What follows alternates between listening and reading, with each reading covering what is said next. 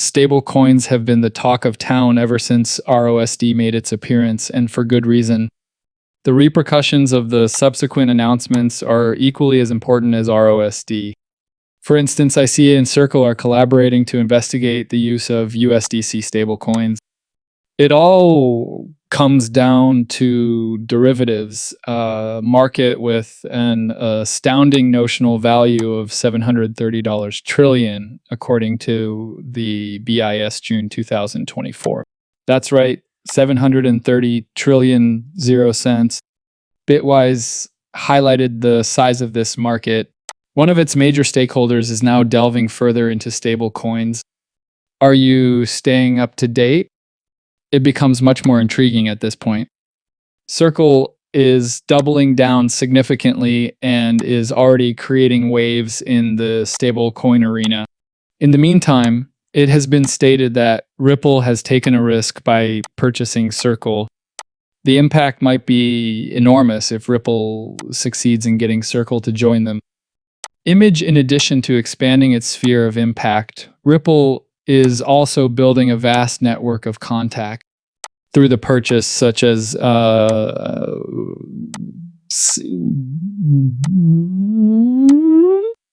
this is a game changer, but it gets much more fascinating from here. Greetings. Crypto recently made a significant announcement that is breaking news. According to reports, Meta is negotiating with cryptocurrency firms to incorporate stablecoins by 2025.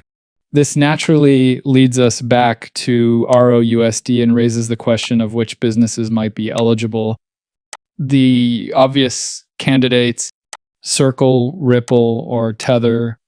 Although there are other possibilities, it's difficult to look past Circle or Ripple if Meta is giving priority to well-known, regulated, and completely compliant players. Tether probably out of the question due to persistent worries. Although Ripple's involvement in these discussions has not been confirmed, it wouldn't be shocking if it were. There are a lot of fascinating possibilities here. Don't rely just on my word. Check it out for yourself by watching this video clip. As a means of controlling rewards, Meta is now in discussions with several cryptocurrency businesses about launching stablecoins. This is based on a recent Fortune magazine report.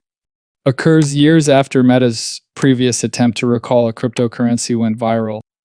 According to Fortune, the main focus of Meta's new outreach to cryptocurrency companies is stablecoins' capacity to pay people at various locations without the hefty costs that are typically connected with other payment methods. Adds that a new VP of product with experience in cryptocurrency has been hired by Meta, assist in advancing those conversations. You recall their entire journey in which Libra ultimately failed, but this might be the next incarnation.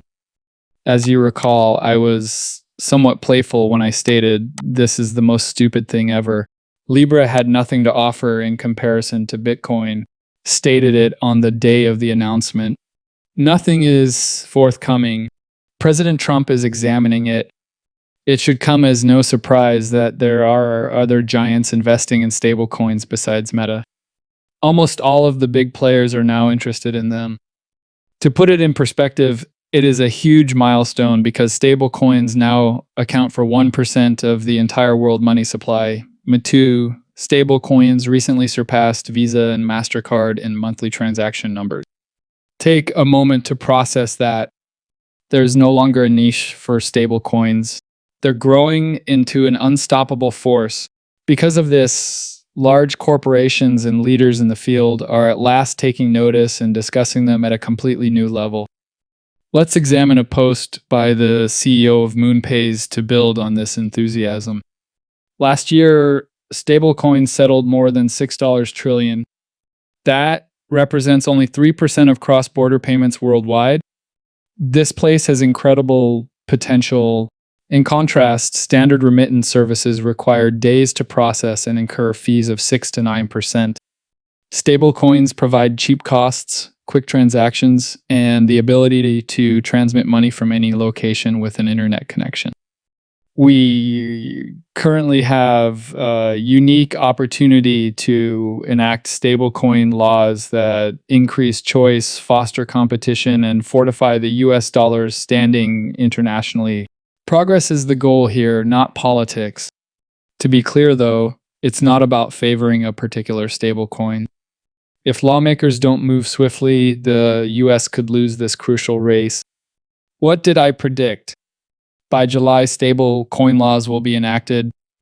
Although August is still a possibility, the speed at which cryptocurrency is changing and the attention being paid to stable coins indicate that it will happen sooner rather than later. This has the potential to revolutionize stable coin programs and their expansion in the United States, paving the way for a global impact. It will probably draw attention to how other countries are rushing to stay up with America's steady coin development. In addition, Zero Hedge recently caused a stir by bringing attention to a historic event. Stable coins, a significant source of demand for US T-bills, were examined for the first time by the Treasury Borrowing Advisory Group as a possible new payment method. This is what was noteworthy. Issuers of stable coins currently own more than $120 billion worth of T-bills. The demand for T-bills might increase by an additional $900 billion if stable coins continue to expand at this rate. To put that into perspective, the market for T-bills is currently worth roughly $6.4 trillion. We might witness a spike in demand for US Treasury bills if stable coins keep rising quickly, which might divert money away from conventional bank accounts. Stable coins are expected to reach $2 billion by 2030 due to commercial and legislative advancements, creating the conditions for upending the banking sector by drawing deposits from other sources. Chainlink emphasized a crucial finding from Zero Hedge. Stablecoins grew too large for regulators to overlook until they started holding huge quantities of US Treasury securities. Sergey shows how more regulatory clarity will unavoidably result from the expansion of tokenized assets. Check out the exciting days ahead. Therefore, every other type of tokenized asset will experience the same thing that has happened with stable currencies. Stable coins only attracted the attention of the government and the general public. The US Treasury was in the stablecoin format after there was sufficient of the underlying asset. Everyone began to care about stablecoins and wonder what this format or holder of US Treasuries was once they surpassed 0.5% or 1% of all US Treasuries. First of all, every other asset class and asset type will experience it. Then, depending on the asset class, you can reach 0, 5%, 1%, 2%, or 5%. As it transforms all of these underlying assets into this tokenized form, everyone in that asset class will be thinking, whoa, what is this thing that is now eating up all of these underlying assets?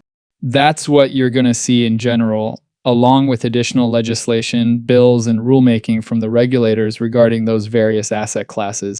However, it has now risen to a point where it is a major concern for stablecoins.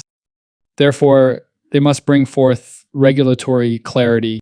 Since it's essentially big enough from here as it gets bigger, they need to make legislative explanations on how it should be used appropriately. Because the US wants as many